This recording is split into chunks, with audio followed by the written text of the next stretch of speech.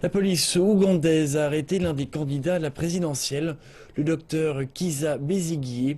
Quelques heures après le scrutin, Besigye a été interpellé au siège de son parti à Kampala, alors qu'il était sur le point de tenir une conférence de presse.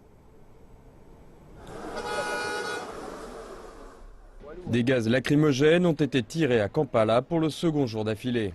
La police et l'armée ont fermé une grande artère alors que la police procédait à l'arrestation du dirigeant de l'opposition, Kizza Besigye, aux côtés du président de son parti, Mugisha Muntu, un ancien commandant de l'armée ougandaise.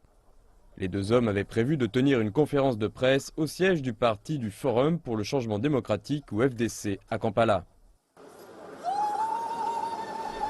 Il s'agit de la deuxième interpellation du leader de l'opposition depuis que les Ougandais ont commencé à voter. Voici la principale autoroute menant au plus grand aéroport d'Ouganda, Entebbe. Elle a été bloquée pendant plusieurs heures alors que la police était engagée dans des affrontements avec les partisans du candidat à la présidentielle, Kizza Besigye. Certaines personnes ont été blessées par des tirs à balles réelles et des gaz lacrymogènes. De nombreuses personnes ont également été arrêtées. Mais la police a nié avoir procédé à l'arrestation des leaders de l'opposition.